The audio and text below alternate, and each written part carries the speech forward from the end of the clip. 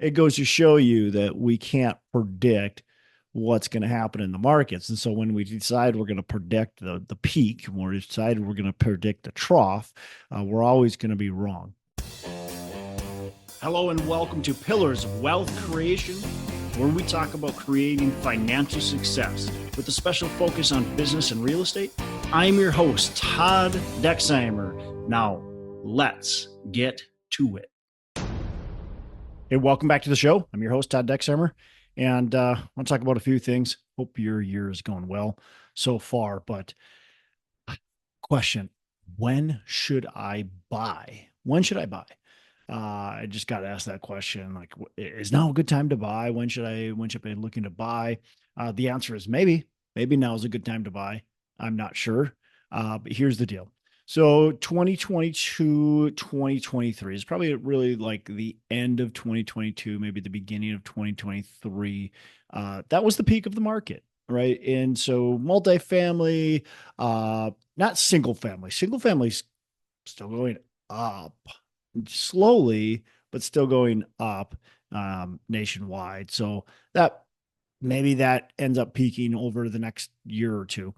But for commercial real estate, multifamily, industrial, retail, office, all that kind of stuff, the peak was very in line with the interest rates. And the interest rates really started skyrocketing in early part of 2023, late 2024, early 2023. We saw interest rates really start to go up, and we closed on several deals in 2022. We locked in great debt, really cheap. We were actually irritated with a deal we locked in at 4.5%. Now, man, look at that loan. It's great, right? But by 2023, mid 2023, end of 2023, you were having a tough time locking in rates under 6% in commercial real estate. And now we've seen them kind of bounce around, and they're still hovering around the 6%. They've gone lower, they've gone a little bit higher, but right now they're hovering around that 6% for multifamily agency debt. If you're talking like local bank debt, you're more like 6.5, 7, potentially even higher, depending on the quality of the deal. So it's all about that too. But rates are definitely not 2.5 to 3.5, maybe 4%. If you're again like 4.5%, we were irritated with. We assumed a loan just recently in 2024. We bought a deal in September and assumed that, and that was 2.62%. 2.62%. That's crazy to think. We locked in a loan. I believe it was 2021, 2022. We locked in a loan for 2.7%, 2.77%. And so, we've got some loans that are in those 2 and 3% range. Those are amazing loans right now. And certainly we're happy we ended up buying those deals, fixing the rates, because now what we've seen is rates have gone up and real estate values, commercial real estate values have gone down. And so when we look at, is it the right time to buy or not right now? Again, the answer is maybe, and we got to look at the whole picture. So if you are looking at single families, duplexes, triplexes, it's really tough. It's really tough because prices have been going up since they crashed. So, the last peak was 2006. They crashed in 2000, started really in 2007 going down, but really had hit hard in 2008, and then maybe hit bottom right around, depending on your market, right around that 2012, 2013 kind of time frame. And so deals were plentiful, and it was really easy to get into these deals. And it's great because you could cash flow really well. Now there was fear, there was the big fear, and there was the difficulty of getting loans too. A lot of these deals had to be purchased with cash or hard money, stuff like that. And so it was definitely difficult to buy. Everybody paints it as like rainbows and bunnies. That wasn't the case. It felt like dark clouds over your head every time you bought a deal, because the economy wasn't doing well. And there was a ton of foreclosures still happening. So you're just like, man, what if a new wave of foreclosures hits the market, and all of a sudden the value of my property that I thought was going to be 120,000 is now worth 70,000, right? And so in hindsight, it's really easy to say that was the most amazing time to buy, and it certainly was. But during that time, you're definitely, especially at the beginning of it, okay, as it went on, you're like, okay, yeah, this is a no-brainer, especially as prices started going up. You're like, I got to buy everything, right? I got to buy everything I can get my hands on. I remember saying that, like, we got to buy every single property we can get our hands on because this is a once in a lifetime opportunity, right? But at the beginning, especially like 2008, 9, 10, like it was well, nerve wracking for sure. Because again, the economy was going down. You're just worried that more foreclosures every time you'd turn on the news or just listen to somebody. There was like floods of foreclosures that were going to hit the market and going to destroy even where the market was at the time. Um, so when to buy? So this person had, they were talking about a friend of theirs that bought some real estate, and then they started sitting on the sidelines around 2017, 2018, and they stopped buying, and they're like, yeah, but they missed out on all these great deals, and so they were mad, and they missed out on these great deals, and so then they started buying in like 2022, and then they were mad because they got in too early and the real estate market started to go down. um it's tough because there's no good time, right, to enter the market except when it's down. That's the only safe time, right? If you're talking the safest time, you're going to enter the market when it's down. But then you're not going to grow if that's the only time you're going to buy is when it's down. First of all, you're going to miss the down cycle because you're always going to be nervous about buying. You're never going to know when it's truly down, right? And so you're going to miss that. And second of all, once it starts going up, is that when you start to sit on the sidelines again. So then you don't end up buying anything. So that's tough. Um, here's what happened in, well, really in every cycle, but so what happens is that you've got, it's really easy, right? So things are going well. It's really easy.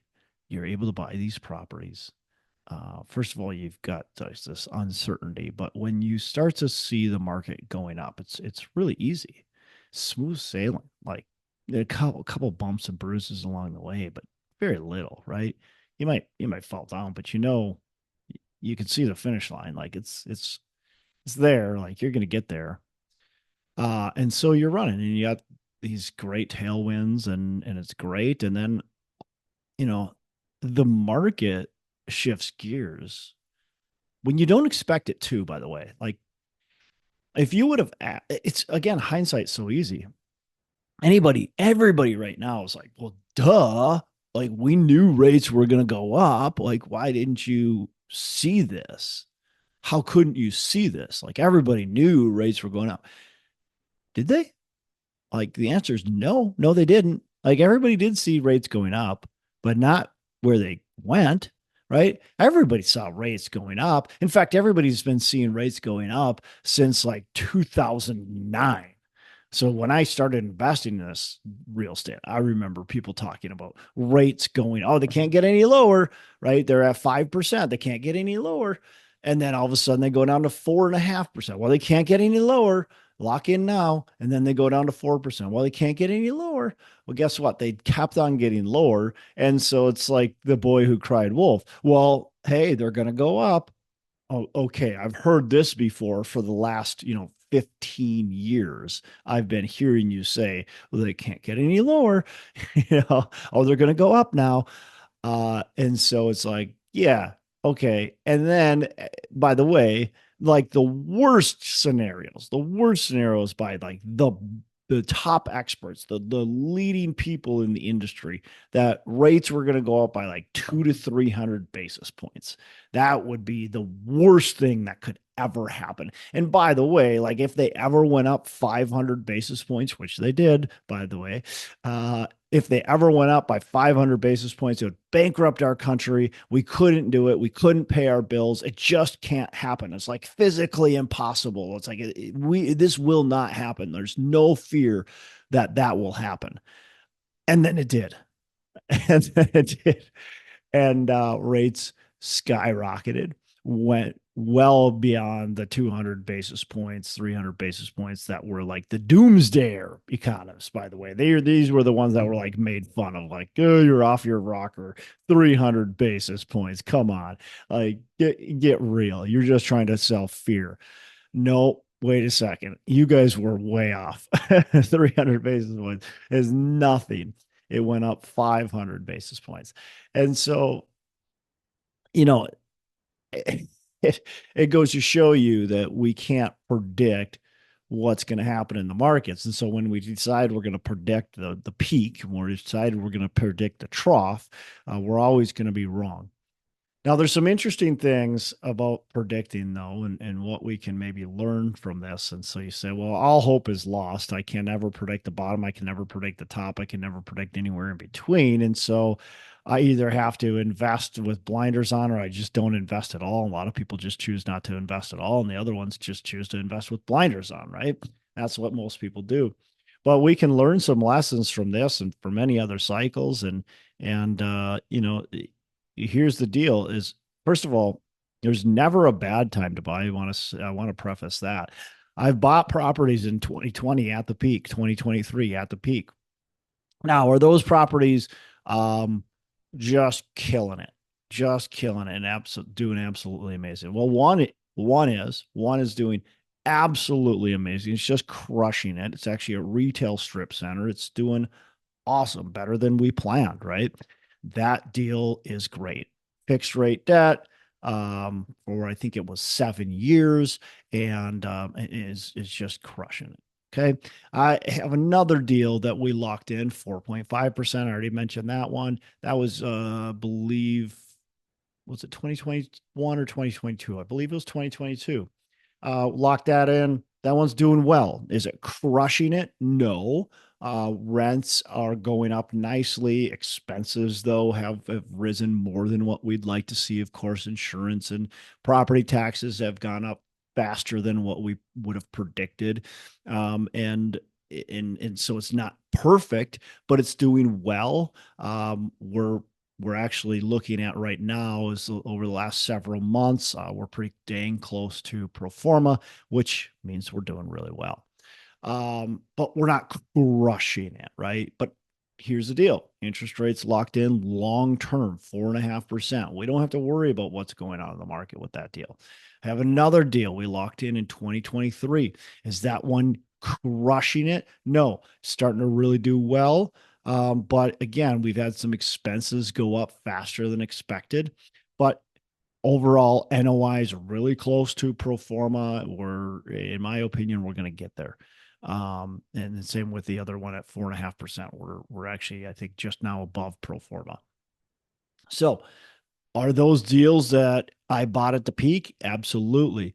Are the two multifamily deals, those deals are probably worth as much or maybe even less if I sold it today than what I bought it for. So, oh my gosh, am I in trouble? No, we're not in trouble at all, because we can just allow this cycle to play out, and we can wait until it's time to sell, because we have great debt, long-term fixed rate, great debt. That's how you buy in any cycle, is great debt, long-term fixed rate, or cash, but long-term fixed rate debt. And that way you can allow for those ebbs and flows to happen in the market, especially, by the way, though. So the big lesson learned is, especially as the cycle gets long in the tooth, right? The longer the cycle goes, the more important it is to lock in fixed rate debt. The more important it is, lock in that fixed rate debt, because you never know what's going to happen. Find properties that cash flow instead of doing the biggest value add when you're at the top of the cycle. Now we never know when the top is. It happened to be in, late 2022, early 2023. It could have went until 2025, 2026. Maybe it even could have went a year or two longer than that. But it happened then, and you knew you were closer to the top than you were at the bottom. Just based on the fundamentals of the market and what was happening. We knew that. Now, what is a phenomenon in real estate, what seems to happen cycle after cycle after cycle, is that from peak to peak, from trough to trough, it is about 16 to 18 years. This last cycle was about 17 years, peak to peak. Okay. So what you can understand is that somewhere in that, 15-year range, 14-year range, 13-year range, probably 13-year range, you got to start preparing for the next cycle. Okay, we're getting closer to the peak, year 13. How do we look at these properties? What are we going to buy, right? As we get to year 15, 16, are we being cautious, right? Okay, now we got these value adds that we bought in 2013 that we knew we could get done pretty quickly. Now it's 2016, 2007, sorry, 2000. It's year 16, it's year 17 in the cycle. All right. Can we do these big value adds? Maybe not. Maybe it's a light value add. Maybe it's no value add. We're going to lock in long-term fixed rate debt because we know that we might not be at the peak, but we're getting closer. When we have a time like this where values are going down, okay, this is a time for opportunity. Now, does it mean we just buy everything? No, we got to buy deals that cash flow. They got to make sense. They got to be well located. So when we're in a cycle like this, where we're downward trending cycles, again, learn from history. Downward trending cycles last about 5 years, roughly. Okay, they go down for the first, call it 3 to 5 years. 3 is on the very light end. 4 or 5 is typical. The deeper the down, the worse it's obviously the longer it's going to take, right? And so if we have really big down, it's going to take a lot longer to bounce back up. It's typically going to stay there longer. And so, okay, well, peak was 2023. We're sitting here in 2025. It's been 2 years.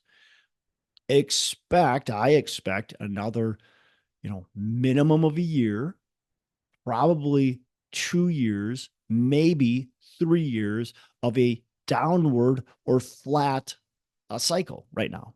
I don't expect prices to go up in 2025 in a meaningful way. I don't expect prices to go up likely even in 2026 in a meaningful way. I expect challenges to still be ahead. Interest rates are going to continue to pose challenges. And quite frankly, I think we could be in an extended period of time where we have flat or even downward trending real estate values. Now, downward meaning just more flat, right? Because I think that we're going to have several years of heightened interest rates. Now, will this last forever? It might feel like it'll last forever. It might feel like, man, it's been going for, it's already been 2 years, right? It's already been 2 full years. A lot of people are expecting it to go up, but when they don't look at history where it takes 4 years. So 2025 is going to feel like a long year for those who are waiting. 2026 is probably going to feel like a really long year too. And people are going to start to get anxious and worried. And that's where some deals start to happen in 2025, maybe even 2026. And then the market cycle starts to go up again. And we see values slowly start to rise out of that. So, 2027, 2028, 2029 will probably be fairly slow moving years before it starts to pick up steam as we go in through the next cycle. So with that said, I don't want to predict what's going to happen, but I want to prepare for what's going to happen because if you understand market cycles, you know that values don't go up forever. They go down. Now, overall values go up always, right? But we have blips in the radar, right? We have times where it just doesn't quite work that way. And you don't want to get stuck. So How do you get stuck?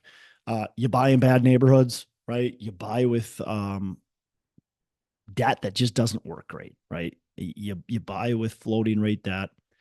You don't have good reserves at all, or no reserves. I mean, I saw people buying with very little reserves, and boy, I mean, it's really tough when things aren't going well. If you got no reserves, you can't make it through to the next cycle. And so that's the thing. Like if you buy right, and if you got good reserves, good neighborhood, buy right, your cash flow might suffer, right? If we hit a hard recession right now, nobody's cash flow is going to be great. If we have a spike in inflation again, but rents don't go up as fast as inflation, people are going to not do well, but you can make it through the next cycle if you've got those things in place, right? Good debt, fixed rate. If you've got good neighborhood and good cash reserves, you're going to be fine. You'll make it through.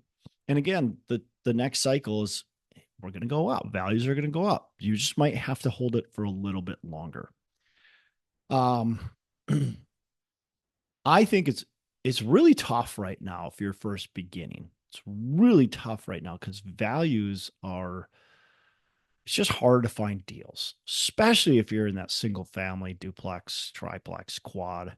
Um, Deals are just really hard to find that pencil out. And so I think right now is a great time to be looking at doing things a little bit differently. If that's what you're trying to buy, to me, I would say look somewhere else. Um, look at building potentially, look at vacation rentals, although that might be past peak as well. But look at vacation rentals in the right area. Um, Look at potentially renting by the room, um, although that's a difficult business model, but it can be very profitable. Look at passively investing with groups that have good track records that can find the deals. There's a lot of different opportunities out there. And so you have to look at where you can find those opportunities. But it's tough. I get it. It's tough. It's tough for us as a company who's bought a lot of deals to find deals. So you have to have a lot of liquidity right now. You have to be willing to turn a lot of stones to find those deals. And it's really tough. It's really tough for a beginning. If I somebody's asking me how to buy my first apartment building, I'm not going to tell them you can't do it because you certainly can. You can, again, you can in every cycle, but it's tough right now. It's really difficult to do it. So I think the easiest way is to partner with people with experience, certainly, to have the cash, that have the track record to get into the deal. I think that's going to be the easiest way to do it. But you're going to have to turn over a lot of stones if you're going to want to do it yourself but no matter what, you're going to have to turn over a lot of stones because it's tough. It's a tough entry market. Rates are high. Again, rates are going to stay high, but be smart if you do get in that deal. And again, make sure you have enough liquidity. Make sure you got good debt. I personally, and I've been talking about this for a while, I personally think if you're getting floating rate debt, you're making a mistake right now. I just don't think it's a wise move. And you can buy a rate cap. That's expensive. But why buy a rate? The only reason you're getting floating rate debt is so you can over leverage the property, and so you can make those numbers work. There's no other reason to get floating rate debt, in my opinion, right now, unless you've got a highly distressed asset that has a ton of opportunity. But if you got a building that's 90% occupied, the only reason you're doing it is so you can over leverage debt, so you can make the returns look better, and so and you think for some reason that you're saving money or that rates are going to go down, and maybe they do, but I just think you're playing with fire by doing that. So in my opinion, get fixed rate debt, whether it's local bank, agency debt, and you can sit on it for now 5 years or more. You may, if you're doing agency debt and you got 5-year fixed, you may have to pay a prepayment penalty if you sell it in 3 years, but it's likely going to be no more expensive than that rate cap. And it has no or very little. I mean, everything has risk, but very, very little risk to do. And you locked it in. So that's my 2 cents on the debt. Same thing on reserves. Make sure you have a ton of reserves right now. If things don't go as planned, if the recession hits, which Look, I could we be in a recession? Kind of right now. I think, yeah. I mean, manufacturing, real estate, like those are leading indicators of a recession. Those are both not doing great with interest rates heightened. Uh, the only thing when you look at what kind of jobs are being created right now, it's government jobs. How much more can the government continue to support us with the trillions of dollars in debt they have? So could we see a recession hitting, in 2025, 2026? I think the answer is yeah. I think it's a strong possibility. Could we avoid it? Possibly, but we typically don't. So I would be prepared for a potential recession, which that means you need to be prepared with cash to be able to make it through that recession. Recessions are temporary. Remember, they don't last forever. But if you can have that extra cash, that fixed rate debt, and the last thing is well located properties. Look, I get it. People thought that these C class properties, that A class was going to move down to B class, and B class was going to move down to C class, and C class has nowhere to go. So C class is going to be full. Everybody is going to pay their rent. Man, C class is a beautiful asset to be in. That just makes so much sense, but just not how that's not how the world works. It's just not how the world works. A class, they stay in A class. B class, they stay in B class. C class, they stay in C class. Okay. People learn how to get by. By the way, the jobs that are lost are typically jobs that are C class jobs, the most amount of jobs that are lost. Yes, certainly B class and A class jobs are lost, but not nearly as much as a percentage. And those B class and A class are going to figure out how to keep their standard of living. Look, they live in a nice place, at least for them. They want to keep that. C class, they live in the place they live in. They don't want to move down to the D class either. And so everybody wants to stay where they're at or go higher. And so when a recession hits, what happens? They might get a roommate, whatever that is, might get a couple of roommates, but they're not going to go from A class to B class. This is not how it goes. So in my opinion, well located, B class, A class properties are going to do better than the C class. It's kind of always been the case. That's why C class usually has higher cap rates because they carry more risk.